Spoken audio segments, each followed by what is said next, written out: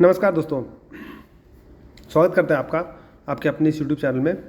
दोस्तों, इस वीडियो में हम प्राचीन भारत का इतिहास, वैदिक काल के बारे में कुछ इंपॉर्टेंट एमसीक्यूज़ करेंगे। दोस्तों, ये सारे एमसीक्यूज़ जो है वो घटना चक्र के पूर्वावलोकन इतिहास, भारतीय इतिहास से लिए गए हैं, जो विभिन्न एग्जामों के लिए बहुत बहुत महत्वपूर्ण होते हैं। तो चलिए वीडियो को शुरू करते हैं। पहला प्रश्न है, आर्य शब्द इंगित करता है, क्या इंगित करता है? तो श्रेष्ठ वंश को। आर्य प्राचीन भारत, यूरोपीय एवं प्राचीन ईरानी भाषा बोलने वालों के लिए प्रयुक्त शब्द है। वैदिक संस्कृति में आर्य शब्द श्रेष्ठ, शिष्ट अथवा सज्जन तथा नैतिक अर्थ में महाकुल, कुलीन, सभ्य, साधु आदि के लिए प्रयुक्त हुआ है। सायणाचार्य ने अपने ऋग भाष्य में आर्य का अर्थ विज्ञ, यज्ञ का अनुष्ठता, विज्ञ स्रोत, आदरणीय अथवा स्वतंत्र, सर्वत्र गंतव्य, उत्तम वर्ष, मनु, कर्मयुक्त और कर्मानुष्ठान से श्रेष्ठ आदि बताया है। अतः आर्य संस्कृत भाषा का शब्द है जिसका शाब्दिक अर्थ श्रेष्ठ या कुलीन है। अगला प्रश्न है, क्लासिकीय संस्कृत में आर्य शब्द का अर्थ है। यह सही आंसर है, एक उत्तम व्यक्ति। क्लासिकीय संस्कृति में आर्य शब्द का अर्थ है एक उत्तम व्यक्ति। वैदिक साहित्य में कहीं भी आर्य का एक जाति अथवा विशेष भाषी के रूप में उल्लेख नहीं हुआ है। अगला प्रश्न है, सबसे पुराना वेद कौन सा है? इसका सही आंसर है ऋग्वेद। भारतीय साहित्य में वेद 4 है, ऋग्वेद, सामवेद, यजुर्वेद तथा अथर्ववेद। इनमें ऋग्वेद सर्वाधिक प्राचीन माना जाता है। त्रि नाम है किसका? तो 3 वेदों का, ऋग्वेद, यजुर्वेद और सामवेद को वेद त्रि या त्रयी कहा जाता है। किस वैदिक ग्रंथ में वर्ण शब्द का सर्वप्रथम नामोल्लेख मिलता है? तो इसका सही आंसर है ऋग्वेद। वर्ण शब्द का सर्वप्रथम उल्लेख ऋग्वेद में मिलता है। ऋग्वेद में वर्ण शब्द का रंग के अर्थ में तथा कहीं कहीं व्यवसाय चयन के अर्थ में प्रयुक्त हुआ है। आर्यों को गौर वर्ण तथा दासों को कृष्ण वर्ण का कहा गया है। ऋग्वेद के 10वें मंडल में पुरुष सूक्त में सर्वप्रथम शूद्र शब्द मिलता है। वर्ण व्यवस्था संबंधित पुरुष सूक्त मूलतः पाया जाता है, कहाँ पाया जाता है? ऋग्वेद में। सुमेलित करना दोस्तों, तो इसमें चारों प्रकार के वेद दिए गए हैं और उसमें उसके प्रकार दिए गए हैं। तो आइए इसका आंसर देखते हैं डायरेक्ट। तो इसमें दोस्तों अर्थवेद औषधियों से संबंधी है। ऋग्वेद में ईश्वर महिमा, देवताओं की स्तुति, यजुर्वेद में कर्मकांड, बलिदान विधि एवं सामवेद में संगीत का विस्तृत उल्लेख है। सूची को सूची 2 के साथ सुमेलित करना है दोस्तों। तो आइए इसके आंसर को देखते हैं हम लोग।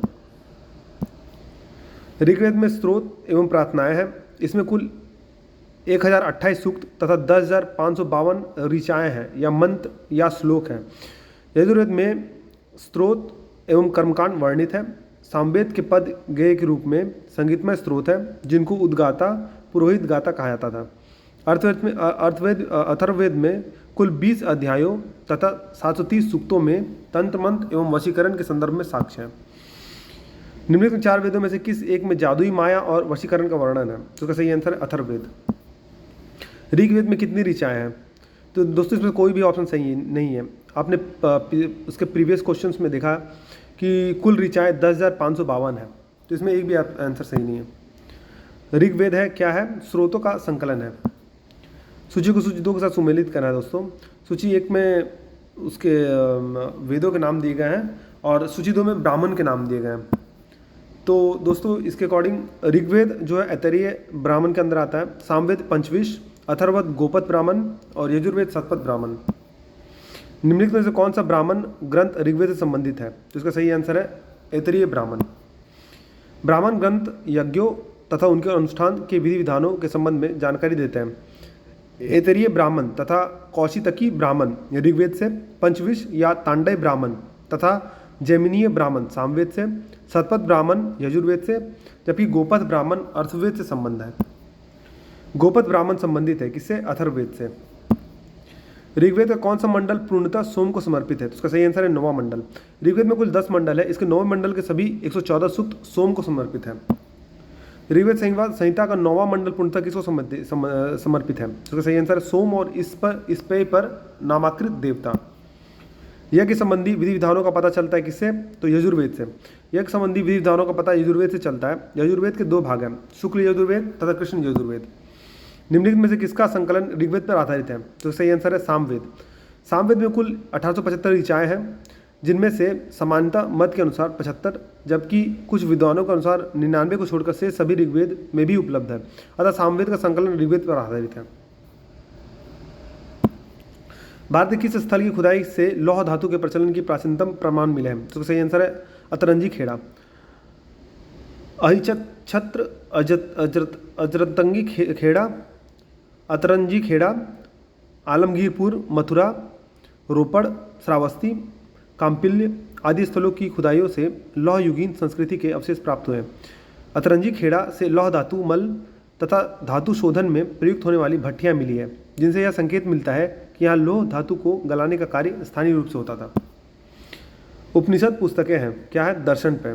तो उपनिषद दर्शन पर आधारित पुस्तकें हैं, इन्हें वेदांत भी कहा जाता है। उपनिषदों का मुख्य विषय है, क्या है? दर्शन। निम्नलिखित में से किस एक वैदिक साहित्य में मोक्ष की चर्चा मिलती है? तो सही आंसर है उपनिषद। वेदों में मोक्ष शब्द प्रयुक्त नहीं हुआ है, उपनिषदों में प्रथम बार मोक्ष की चर्चा मिलती है। यह शब्द श्वेताश्वर उपनिषद में पहली बार आया है। अध्यात्म ज्ञान के विषय में नचिकेता और यम का संवाद किस उपनिषद में प्राप्त होता है? तो इसका सही आंसर है कठोपनिषद में। कठोपनिषद में यम और नचिकेता का संवाद उल्लेखित है। इसमें आचार्य यम ने नचिकेता को उपदेश दिया है, न इस आत्मा का कभी जन्म होता है और न ही इसकी कभी मृत्यु होती है, यह अजन्मा, नित्य तथा शाश्वत है। कठोपनिषद कृष्ण यजुर्वेद का उपनिषद है। नचिकेता आख्यान का उल्लेख मिलता है कहाँ पर? तो कठोपनिषद में। उपनिषद काल के राजा अश्वपति शासक थे, तो केकय के। उपनिषदों में वर्णित राजाओं में विदेह के राजा जनक, पांचाल के राजा प्रावहन जाबाली, केकय के राजा अश्वपति और काशी के राजा अजातशत्रु प्रमुख थे। निम्नलिखित में से वैदिक साहित्य का सही क्रम कौन सा है? तो सही क्रम है ए है इसमें दोस्तों, वैदिक संहिताएं, ब्राह्मण, आरण्यक और उपनिषद। वैदिक संहिताओं का सही क्रम है वैदिक संहिताएं, ब्राह्मण, आरण्यक और उपनिषद। आरंभिक वैदिक साहित्य में सर्वाधिक वर्णित नदी है, कौन सी है? तो सिंधु। तो सिंधु नदी का ऋग्वैदिक काल में सर्वाधिक महत्व था, इसी कारण इसका उल्लेख ऋग्वेद में सर्वाधिक हुआ है। सिंधु नदी को उसके आर्थिक महत्व के कारण हिरण्ययी कहा गया है। वैदिक नदी अस्किनी की पहचान निम्नांकित नदियों में से किस एक के साथ की जाती है? तो सही आंसर है चेनाब। वैदिक नदी अस्किनी की पहचान चेनाब नदी से की गई, अतः विकल्प सही इसी का सही उत्तर है। दोस्तों इसमें सारे ऑप्शंस हैं। तो व्यास को विपाशा का बोला जाता था, रावी को पारुषणी बोला जाता था और झेलम को वितास्ता बोला जाता था। ऋग्वेद में निम्नांकित किन नदियों का उल्लेख अफगानिस्तान के साथ आर्यों के संबंध का सूचक है? तो इसका सही आंसर है कुंभा, क्रुमु। ऋग्वेद में उल्लेखित कुभा, काबुल, क्रुमु, कुरम, गोमती, गोमल एवं सुवास्तु, स्वात नदियां अफगानिस्तान में बहती थी। इन नदियों के उल्लेख से स्पष्ट होता है कि आर्यों का अफगानिस्तान के साथ गहन संबंध था। वैदिक नदी कुभा का स्थान कहाँ निर्धारित होना चाहिए? जिसका सही आंसर है अफगानिस्तान में। सूचियों का सुमेलित करना है दोस्तों और सही कूट का चयन करना है। तो कुभा है तो आधुनिक नाम काबुल है, पारुषणी तो रावी, बी का 3 होगा। तो हम लोग देखते हैं इस ऑप्शंस को और भी। तो इसमें करेक्ट है कुभा, काबुल, पारुषणी, रावी, सदानीरा गंडक है और सुतुर्दी सतलज है। निम्नलिखित में से कौन सी प्रथा चतुष्टय वेदोत्तर काल में प्रचलित हुई है? तो इसका सही आंसर है ए और सी, यानी धर्म, अर्थ, काम, मोक्ष और ब्रह्मचर्य, गृहस्थाश्रम, वानप्रस्थ और संन्यास। तो चारों पुरुषार्थ धर्म, अर्थ, काम, मोक्ष की अवधारणा वैदिक काल में नहीं थी। मोक्ष की अवधारणा पहली बार उपनिषद से आई। उसी प्रकार आश्रम व्यवस्था, ब्रह्मचर्य, गृहस्थ, वानप्रस्थ और संन्यास का प्रचलन वेदोत्तर काल में हुआ है। आश्रम शब्द की व्युत्पत्ति श्रम धातु से हुई है। धर्म तथा रीत भारत की प्राचीन वैदिक सभ्यता के एक केंद्रीय विचार को चित्रित करते हैं। इस संदर्भ में निम्नलिखित कथनों पर विचार कीजिए। धर्म व्यक्ति के दायित्वों एवं स्वयं तथा दूसरों के प्रति व्यक्तिगत कर्तव्यों की संकल्पना थी और रीत मूलभूत नैतिक विधान था जो सृष्टि और उसमें अंतर्निहित सारे तत्वों के क्रियाकलापों को संचालित करता था। तो इसमें 1 और 2 दोनों स्टेटमेंट सही है। प्रश्न का दोनों कथन भारत की प्राचीन वैदिक सभ्यता के संदर्भ में सही है, अतः उत्तर का विकल्प सी होगा। वरुण देवता को वैदिक सभ्यता में नैतिक व्यवस्था का प्रधान माना जाता था, इसी कारण उसे ऋतसाई गोपा भी कहा जाता था। भारतीय संस्कृति के अंतर्गत ऋत का अर्थ है तो प्राकृतिक नियम। ऋग्वेद में हमें धर्म के अतिरिक्त दूसरा शब्द ऋत मिलता है। सभी देवताओं का संबंध ऋत विश्व की नैतिक एवं भौतिक व्यवस्था से माना गया है। ऋग्वेद में इसका वर्णन है, सृष्टि के आदि में सर्वप्रथम ऋत की उत्पत्ति हुई थी। ऋत के द्वारा विश्व में सुव्यवस्था तथा प्रतिष्ठा स्थापित होती है। यह विश्व की व्यवस्था का नियामक है। निम्नलिखित वैदिक देवताओं को में किसे उनका पुरोहित माना जाता था? तो इसका सही आंसर है बृहस्पति। बृहस्पति जी को वैदिक देवताओं का पुरोहित माना जाता था। निम्नलिखित में से कौन सी वह ब्रह्मवादिनी थी जिसने कुछ वेद मंत्रों की रचना की थी? तो इसका सही आंसर है लोपामुद्रा। वैदिक साहित्य में कई ऐसी विदुषी स्त्रियों का उल्लेख मिलता है जिन्होंने वेद मंत्रों की रचना की थी। यथा अपाला, घोषा, विश्ववारा, लोपामुद्रा आदि। लोपामुद्रा अगस्त ऋषि की पत्नी थी। ऋग्वैदिक काल में निष्क शब्द का प्रयोग एक आभूषण के लिए होता था, किंतु परवर्ती काल में उसका प्रयोग इस अर्थ में हुआ था। तो सही आंसर सिक्का। वैदिक काल में सोने के हार को निष्क कहा जाता था। निष्क के प्रयोग ने आगे आने वाले सिक्कों के व्यवहार के मार्ग को प्रशस्त कर दिया था। ऋग्वैदिक काल में निष्क किस अंग का आभूषण था? तो इसका सही आंसर है गला का। ऋग्वैदिक काल में निष्क गले में पहनाया जाने वाला एक प्रकार का हार था। साथ ही निष्क वैदिक काल में विनिमय का एक माध्यम भी था। प्राचीन भारत में निशाका जाने जाते थे किससे? तो स्वर्ण आभूषण से। तो बौद्ध जातक, बुद्धिस्ट जातक में 3 प्रकार के स्वर्ण सिक्कों का उल्लेख मिलता है। प्रथम क्रम में निशाका, निष्का या निष्क, या दूसरे क्रम में सुवर्ण और तीसरे क्रम में मशाका। मशाका मूल्य की दृष्टि से सबसे निम्न और निशाका उच्च मूल्य वाली मुद्रा थी। बोगज कोई महत्वपूर्ण है क्योंकि तो यहाँ से प्राप्त अभिलेखों में वैदिक देवताओं एवं देवियों का नाम उल्लेख प्राप्त होता है। एशिया माइनर स्थित बोगज कोई से 14वीं शताब्दी ईसा पूर्व के अभिलेख में ऋग्वैदिक काल के देवताओं इंद्र, वरुण, मित्र, नासत्य का उल्लेख मिलता है। इससे ज्ञात होता है कि वैदिक आर्य ईरान से होकर ही भारत में आए होंगे। निम्नलिखित अभिलेखों में से कौन सा ईरान से भारत में आर्यों के आने की सूचना देता है? तो इसका सही आंसर है बोगज कोई। 14वीं सदी ईस्वी पूर्व का एक अभिलेख जिसमें वैदिक देवताओं का वर्णन है प्राप्त हुआ है। तो कहाँ से? बोगज कोई से प्राप्त हुआ है। निम्नलिखित में से किसे आर्यों के आदि देश के बारे में लिखा था? जिसका सही आंसर है बाल गंगाधर तिलक। बाल गंगाधर तिलक ने आर्यों के आदि देश के बारे में लिखा था। तिलक ने यह मत व्यक्त किया था कि आर्यों का आदि देश उत्तरी ध्रुव था, किंतु तिलक का यह मत इतिहासकारों में मान्य नहीं है। जिस ग्रंथ में पुरुषमेध का उल्लेख हुआ है वह है, तो दोस्तों इसमें डाउट है, पुरुषमेध एक प्रमुख यज्ञ है। यह शुक्ल यजुर्वेद के 3रे अध्याय कृष्ण यजुर्वेद, शुक्ल यजुर्वेद के शतपथ ब्राह्मण तथा कृष्ण यजुर्वेद के 33 ब्राह्मण में वर्णित है। अतः प्रश्न में दिए गए विकल्पों में से तीनों मौजूद होने के कारण कोई उत्तर नहीं दिया जा सकता। यद्यपि अनेक इतिहासकारों ने केवल शतपथ ब्राह्मण की चर्चा करते समय उसमें पुरुषमेध यज्ञ की चर्चा करते हैं।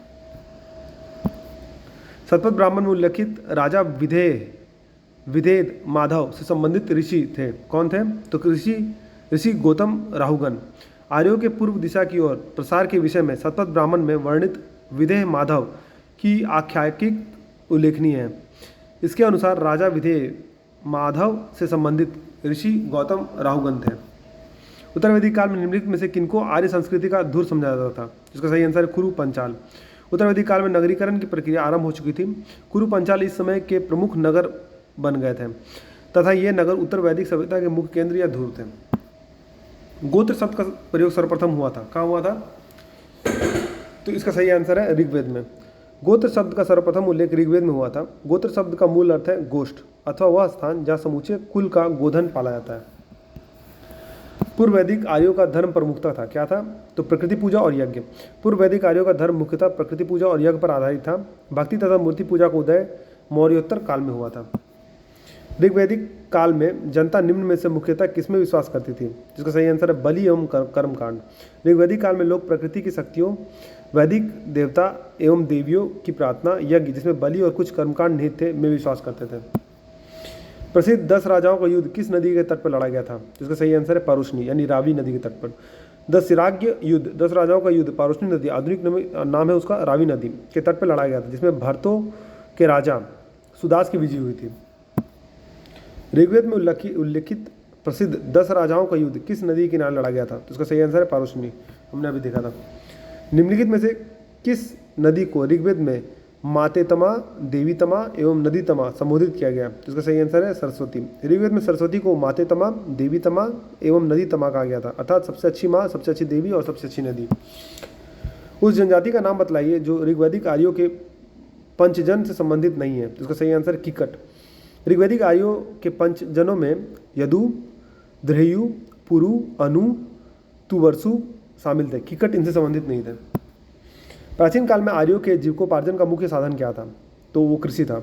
आर्य संस्कृति मूलतः पशुपालक और कृषि संस्कृति रही है। ऋग्वेद में कई मंत्रों में कृषि तथा उसके कार्यकलापों का वर्णन है। अच्छी कृषि के लिए वर्षा की कामना की गई है तथा पशुओं को चराने और पालने का अनेक स्थलों पर वर्णन है। उत्तर वैदिक काल में तो कृषि प्रधान ही संस्कृति थी।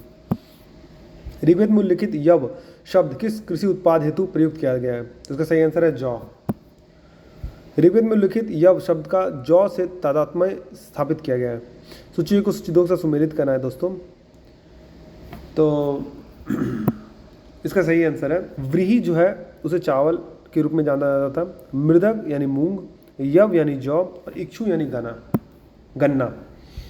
ऋग्वैदिक पानी किस वर्ग के नागरिक थे? तो इसका सही आंसर है व्यापारी। व्यापार वाणिज्य प्रधानता पानी लोग करते थे। ऋग्वेद में पानी शब्द का उल्लेख कई स्थानों पर हुआ है। पानी ऋण देते थे तथा ब्याज बहुत अधिक लेते थे। उन्हें बेकनाट या सूदखोर कहा गया है। वैदिक युग में प्रचलित लोकप्रिय शासन प्रणाली थी, कौन सी थी? तो वंश परंपरागत राजतंत्र। वैदिक काल में प्रचलित लोकप्रिय शासन प्रणाली वंश परंपरागत राजतंत्र प्रणाली थी, यद्यपि जनता द्वारा चुनाव के भी कुछ उदाहरण मिले हैं। वैदिक युगीन सभा क्या थी? तो मंत्री परिषद थी। वैदिक काल में सभा एवं समिति नामक 2 संस्थाएं राजा की निरंकुशता पर नियंत्रण रखती थी। संभवतः सभाकुलीन या वृद्ध मनुष्यों की संस्था थी, जिसमें उच्च कुल में उत्पन्न व्यक्ति ही भाग ले सकते थे। किस वेद में सभा और समिति को प्रजापति की 2 पुत्रियां कहा गया है? तो इसका सही आंसर अथर्ववेद। अथर्ववेद में सभा और समिति को प्रजापति की 2 पुत्रियां कहा गया है। ऋग्वैदिक जनसभा जो न्यायिक कार्यों से संबंधित थे, कौन थी? तो सभा समिति तथा विदत ऋग्वैदिक कालीन जनतांत्रिक संस्थाएं थी। इन संस्थाओं में सभा न्यायिक कार्यों से संबंधित थी। ऋग्वेद में सभा का 8 बार उल्लेख हुआ है। आयुर्वेद अर्थात जीवन का विज्ञान का उल्लेख सर्वप्रथम मिलता है, कहाँ से मिलता है? तो अथर्ववेद में। अथर्ववेद में सामान्य मनुष्यों के विचारों तथा अंधविश्वासों का विवरण मिलता है। इसमें विविध विषयों यथा रोग निवारण, समन्वय, राजभक्ति, विवाह तथा प्रणय गीतों आदि के विवरण सुरक्षित है। ऋग्वैदिक धर्म था, कौन सा था? तो बहुदेववादी। ऋग्वेद में हमें प्रथम दृष्टया बहुदेववादी यानी पॉलीथेइस्टिक के दर्शन होते हैं। आर्य विभिन्न देवताओं के अस्तित्व में विश्वास करते थे। मुख्यतः वैदिक देवताओं के 3 वर्ग हैं। पहला द्युस्थान यानी आकाश के देवता, दूसरा अंतरिक्ष के देवता, तीसरा पृथ्वी के देवता। इन देवताओं की स्तुति करते समय वैदिक ऋषि जब जिस देवता की स्तुति करते हैं उसे ही प्रमुख या सर्वश्रेष्ठ देवता कहते हैं। इसे एकैक्यवाद भी कहा जाता है। इसके अलावा ऋग्वेद में एक सत विप्रा बहुधा वदंती कहकर एकेश्वरवाद का भी समर्थन किया गया है। ऋग्वेद में एकेश्वरवाद में अद्वैतवाद, सर्वदेवतावाद तथा बहुदेवतावाद की दृष्टि समाहित है, किंतु वेदों का यह एक देवतावाद आधुनिक ईश्वरवाद से स्वरूप से अलग है। सर्वाधिक ऋग्वैदिक सूक्त समर्पित है, किसको समर्पित है? तो इंद्र को। ऋग्वेद में इंद्र का वर्णन सर्वाधिक प्रतापी देवता के रूप में किया जाता है, जिससे 250 सूक्त समर्पित है। यह ऋग्वैदिक काल में सर्वाधिक लोकप्रिय देवता था। इंद्र को आर्यों का युद्ध नेता तथा वर्षा का देवता माना जाता था। ऋग्वेद में अग्नि को 200 सूक्त समर्पित है, वह इस काल के दूसरे सर्वाधिक महत्वपूर्ण देवता है। निम्नलिखित में से किसे ऋग्वेद में युद्ध देवता समझा जाता था? जिसका सही आंसर है इंद्र को।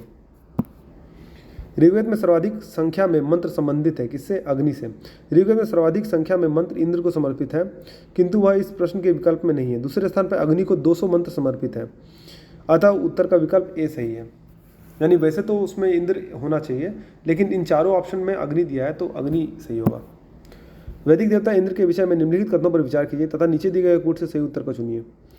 तो वो झंझावत के देवता थे, पापियों को दंड देते थे, नैतिक व्यवस्था के संरक्षक थे, वर्षा के देवता थे। तो इसमें सही आंसर हो जाएगा झंझावत के देवता थे और वर्षा के देवता थे। ऋग्वेद में इंद्र का वर्णन सर्वाधिक प्रतापी देवता के रूप में किया जाता है, जिसे 250 सूक्त समर्पित है। यह ऋग्वैदिक काल में सर्वाधिक लोकप्रिय देवता थे। इंद्र को आर्यों का युद्ध नेता तथा वर्षा आंधी तूफान का देवता माना जाता था। इंद्र को वृत सुरहंता यानी वृतासुर नामक राक्षस का वध करने वाला, पुरभीद यानी किला को भेदने वाला, सोमापा यानी सोम का अत्यधिक पान करने वाला, सत्कृति यानी 100 शक्तियों का स्वामी आदि के नाम से जाना जाता था। नैतिक व्यवस्था का संरक्षक वरुण को कहा गया है। इसके अतिरिक्त कुछ मंत्रों में पापियों को दंड देने के लिए इंद्र और सोम से प्रार्थना की गई है। इससे स्पष्ट होता है कि इंद्र पापियों को दंड भी देते थे। प्रश्न विकल्प में कथन 1, 2, 4 न होने के कारण विकल्प 1 और 4 ज़्यादा उपयुक्त उत्तर है। निम्नलिखित में से पूर्व वैदिक आर्यों का सर्वाधिक लोकप्रिय देवता कौन था? तो इसका सही आंसर है इंद्र। वैदिक देवमंडल में निम्न में से कौन देवता युद्ध का देवता माना जाता था? तो इसका सही आंसर है इंद्र। ऋग्वैदिक आर्यों में सबसे महत्वपूर्ण एवं प्रतापी देवता इंद्र थे। इन्हें ऋग्वेद में विभिन्न नामों से पुकारा गया है। इन्हें पुरंदर अर्थात किलों को तोड़ने वाला कहा गया है। यह युद्ध नेता के रूप में चित्रित है। इंद्र को वृतासुर हंता यानी वृतासुर नामक राक्षस का वध करने वाला, पुरभीत यानी दुर्ग या किला को भेदने वाला, सोमापा यानी सोम का अत्यधिक पान करने वाला, सत्कृत यानी 100 शक्तियों का स्वामी और मदवान दानी आदि नामों से जाना जाता था। 800 से 600 ईसा पूर्व का काल किस युग से जुड़ा है? तो ब्राह्मण युग से। 800 से 600 ईसा पूर्व का काल ब्राह्मण ग्रंथों के प्रणयन से युग से जुड़ा है। प्रायः 7वीं या 6ठी शताब्दी ईसा पूर्व से लेकर 3री शताब्दी ईसा पूर्व तक समय सूत्र काल कहा जाता था। गायत्री मंत्र किस पुस्तक में मिलता है? इसका सही आंसर है ऋग्वेद में। गायत्री मंत्र ऋग्वेद में उल्लिखित है। इसके रचनाकार विश्वामित्र है। यह सविता सूर्य देवता को समर्पित है। यह मंत्र ऋग्वेद के 3य मंडल में वर्णित है। गायत्री मंत्र के नाम से प्रसिद्ध मंत्र सर्वप्रथम किस ग्रंथ में मिलता है? इसका सही आंसर है ऋग्वेद, जैसा हमने अभी देखा। गायत्री मंत्र की रचना किसने की थी? तो विश्वामित्र ने की थी। सर्ग, प्रतिसर्ग, वंश, मनवंतर और वंशानुचरित संकेतक है किसके हैं? तो पुराणों के। पुराणों में 5 प्रकार के विषयों का वर्णन सिद्धांत इस प्रकार है: सर्ग, प्रतिसर्ग, वंश, मनवंतर तथा वंशानुचरित। सर्ग बीज या आदि सृष्टि का पुराण है। प्रतिसर्ग प्रलय के बाद पुनर्सृष्टि को कहते हैं। वंश में देवताओं या ऋषियों के वंश वृक्षों का वर्णन है। मनवंतर में कल्प के महायुगों का वर्णन है। और वंशानुचरित पुराणों के वे अंग हैं जिनमें राजवंशों की तालिकाएं दी हुई है और राजनीतिक अवस्थाओं, कक्षाओं तथा घटनाओं का वर्णन है। पुराणों की संख्या कितनी है? तो 18 पुराण है। पुराणों की संख्या 18 है। इनकी रचना लोमहर्ष ऋषि तथा उनके पुत्र उर्गश्रवा द्वारा की गई है। लोमहर्ष ऋषि। श्रीमद् भागवत गीता मौलिक रूप से किस भाषा में लिखी गई थी? तो संस्कृत में। श्रीमद् भागवत गीता मौलिक रूप से संस्कृत भाषा में लिखी गई थी। यह प्राचीन धार्मिक ग्रंथ महाभारत का एक भाग है। महाभारत मूलतः किस रूप में जानी जाती थी? तो वो जय संहिता के रूप में। महाभारत के प्रारंभिक रचना काल में 8800 श्लोक थे और इसे जय संहिता के नाम से जाना जाता था। महाभारत का दूसरा संस्करण भारत था जिसमें श्लोकों की संख्या 24,000 थी। वर्तमान महाभारत में 1 लाख श्लोक प्राप्त है। यह इसका अंतिम संस्करण है जिसे सतसहस्त्री संहिता या महाभारत कहा गया था। सतसहस्त्री संहिता उपनाम में निम्नलिखित में से किस ग्रंथ का है? तो इसका सही आंसर है महाभारत का। हिंदू पौराणिक कथा के अनुसार समुद्र मंथन हेतु किस सर्प ने रस्सी के रूप में स्वयं को प्रस्तुत किया था? तो वासुकी ने। किस काल में अछूत की अवधारणा स्पष्ट रूप से उद्धत हुई है? तो इसका सही आंसर है धर्मशास्त्र के समय में। धर्मशास्त्रों के समय में सूत्र काल में 4 वर्णों ब्राह्मण, क्षत्रिय, वैश्य और शूद्र के अतिरिक्त समाज में अनेक जातियों यथा अम्बष्ट, उग्र, निषाद, मागध, वैदेहक, रथकार आदि का आविर्भाव अनुलोम एवं प्रतिलोम विवाहों के फलस्वरूप हो गया। पाणिनि ने 2 प्रकार के शूद्रों का उल्लेख किया है, निर्वसित एवं अनिर्वसित। इनमें पहले प्रकार के ही शूद्र ही अस्पृश्य माने जाते थे। सत्यमेव जयते का शब्द का किस उपनिषद से लिया गया है? तो इसका सही आंसर है मुंडको उपनिषद। सत्यमेव जयते शब्द मुंडको उपनिषद से लिया गया है जिसका अर्थ है सत्य की ही विजय होती है। यह भारत के राज चिन्ह पर भी अंकित है। सत्यमेव जयते शब्द कहाँ से लिया गया है? तो मुंडक उपनिषद से लिया गया है। तो इसका डी ऑप्शन सही है। भारतीय प्रतीक पर उत्कीर्ण सत्यमेव जयते लिया गया, किससे लिया गया? मुंडको उपनिषद से लिया गया है। तमसो मां ज्योतिर्गमय कथन है मूलतः तो उपनिषदों का। तमसो मां ज्योतिर्गमय अर्थात बृहदारण्यक उपनिषद से लिया गया। ये जो कथन है बृहदारण्यक उपनिषद से लिया गया। इस कथन का अर्थ है अंधकार से प्रकाश की ओर। किस उपनिषद का शाब्दिक अर्थ सफ़ेद घोड़ा है? तो इनमें से कोई नहीं। दोस्तों जो विकल्प दिए गए हैं उसमें से किसी उपनिषद का तात्पर्य सफ़ेद घोड़ा नहीं है। श्वेतवास्वर उपनिषद का अर्थ सफ़ेद घोड़े द्वारा ढोया गया है, यानी carried on A white horse है। सत्यकाम जवाले की कथा जो अनब्याही माँ होने के लांछन को चुनौती देती है उल्लेखित है किसमें? छंदोगय उपनिषद में। दोस्तों सत्यकाम जवाला महर्षि गौतम के शिष्य थे जिनकी माता का नाम जवाला था। सत्यकाम जबाला की कथा जो अनब्याही माँ होने के लांछन को चुनौती देती है, इनकी कथा छंदोगय उपनिषद में उल्लेखित है। ऋग्वेद की मूल लिपि थी, कौन सी थी? ब्राह्मी लिपि। ऋग्वेद की मूल लिपि ब्राह्मी थी। ऋग्वेद के कुल 10 मंडल है तथा 1028 सूक्त है। ऋग्वेद के पुरोहित को होता कहा जाता था। वैदिक कर्मकांड में होता का संबंध है किससे? ऋग्वेद से। अवेस्ता और ऋग्वेद में समानता है। अवेस्ता किस क्षेत्र से संबंधित है? तो सही आंसर ईरान से। अवेस्ता और ऋग्वेद दोनों भाषिक समानताओं के कारण आर्यों की सभ्यता से संबंधित माने जाते थे। अवेस्ता ईरान किस क्षेत्र से संबंधित है?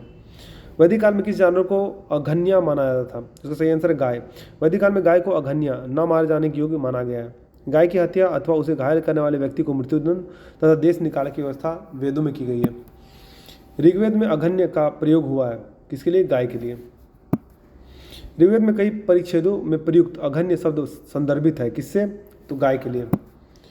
ऋग्वेदीन कालीन आर्यों और सिंधु घाटी के लोगों की संस्कृति के बीच में अंतर के संबंध में निम्नलिखित कथनों में से कौन सा सही है? ऋग्वेदीन कालीन आर्य कवच और सिर त्रात यानी हेलमेट का उपयोग करते थे, जबकि सिंधु घाटी सभ्यता के लोगों में इनके उपयोग का कोई साक्ष्य नहीं मिला है। ऋग्वेदीन कालीन आर्यों को स्वर्ण, चांदी और ताम्र का ज्ञान था, जबकि सिंधु घाटी के लोगों को केवल ताम्र और लौह का ज्ञान था। ऋग्वेदीन कालीन आर्यों ने घोड़े को पालतू बना लिया था, जबकि इस बात का कोई साक्ष्य नहीं कि सिंधु घाटी के लोग इस पशु को जानते थे। सही उत्तर चुना तो केवल एक सही है। दूसरे स्टेटमेंट में दोस्तों लौह के बारे में बताया, तो सिंधु घाटी सभ्यता के लोगों को लौह के बारे में नहीं पता था। तो ऋग्वेद में कवच वर्म का उल्लेख है तथा संभवतः ऋग्वेदीन कालीन आर्य लौह एवं स्वर्ण से निर्मित कवच और शीर्षत्रात यानी हेलमेट का प्रयोग करते थे, जबकि सिंधु सभ्यता के लोगों में इसके उपयोग का कोई साक्ष्य प्राप्त नहीं होता है। सिंधु सभ्यता के स्थलों के उत्खनन के प्राप्त युद्ध संबंधी उपकरण अत्यंत साधारण कोटि के हैं, जो इस बात की ओर संकेत करते कि उन्होंने भौतिक सुख सुविधाओं की ओर ही विशेष ध्यान दिया था। ऋग्वेदीन कालीन नारियों को स्वर्ण, चांदी और ताम्र का ज्ञान था, कि सिंधु कालीन लोगों को केवल ताम्र और एवं कांसे का ही ज्ञान था। लोहे का प्रचलन उत्तर भारत में 1000 ईस्वी पूर्व से 600 ईस्वी पूर्व के मध्य हुआ था। अतः कथन 2 गलत है, जैसा हमने डिस्कस किया। ऋग्वेदिक कालीन आर्यों ने घोड़े को पालतू बना लिया था, जिसकी सहायता से वो युद्धों में विजय प्राप्त करते थे। सिंधु सभ्यता के विभिन्न स्थलों में भी घोड़े के साक्ष्य प्राप्त हुए। यथा मोहनजोदड़ो से मिट्टी की बनी घोड़े की आकृति, लोथल से घोड़े की 3 मृण मूर्तियाँ और सुरकोटड़ा से घोड़े की हड्डियों की प्राप्ति हुई। अतः कथन 3 भी गलत है। इस प्रकार कथन 1 सही है, अतः उत्तर विकल्प ए होगा। ऋग्वैदिक काल के प्रारंभ में निम्नलिखित में से किसे महत्वपूर्ण मूल्यवान संपत्ति समझा जाता था? तो सही आंसर है गाय को। सूची 2 से सुमेलित करना है दोस्तों। तो इसमें सभ्यता के नाम दिए गए हैं और उसमें जिस वर्ण में वो लोग काम करते थे, जिस कैटेगरी में वो लोग काम करते थे, उसके नाम दिए गए। तो आपको उसको मैच करना है। तो इसमें डी ऑप्शन सही है। तो देखते हैं, सिंधु घाटी सभ्यता जो है नगरीय थी, उत्तर वैदिक समाज कृषक, ऋग्वैदिक समाज चारागाह और मध्यकाल समाज था जमींदारी का। प्राचीन भारतीय समाज के प्रसंग में निम्नलिखित शब्दों में से कौन सा शब्द शेष 3 के वर्ग का नहीं है? तो सही आंसर है कोश। प्राचीन भारतीय समाज के संदर्भ में कुल, वंश तथा गोत्र परिवार से संबंधित है, जबकि कोश परिवार संबंधित न होकर भंडार से संबंधित है। संस्कारों की कुल संख्या कितनी है? तो सही आंसर है 16। संस्कार का शाब्दिक अर्थ है परिष्कार, शुद्धता एवं पवित्रता। गौतम धर्मसूत्र में इसकी संख्या 40 मिलती है। मनु ने गर्भाधान से मृत्यु पर्यंत 13 संस्कारों का उल्लेख किया है। बाद की स्मृतियों में इसकी संख्या 16 स्वीकार किया गया। आज यही सर्वप्रचलित है। जीविकोपार्जन हेतु वेद वेदांग पढ़ाने वाला अध्यापक कहलाता था। क्या कहलाता था? तो उपाध्याय कहलाता था। वैदिक काल में जीविकोपार्जन हेतु वेद वेदांग पढ़ाने वाला अध्यापक उपाध्याय कहलाता था। आचार्य गुरुकुल की स्थापना करके अपने शिष्यों को पढ़ाता था तथा कोई फीस नहीं लेता था, किंतु शिष्य के द्वारा दी गई दक्षिणा स्वीकार कर लेता था। दोस्तों, अगर आपको ये वीडियो पसंद आए तो वीडियो को लाइक कीजिए, चैनल को फॉलो कीजिए, सब्सक्राइब कीजिए और बेल नोटिफिकेशन को प्रेस कीजिए, ताकि मैं इसी तरह के अपडेट्स आपके साथ साझा करता रहूँ। तो वीडियो में बने रहने के लिए धन्यवाद। मिलते हैं आपसे अगले वीडियो में।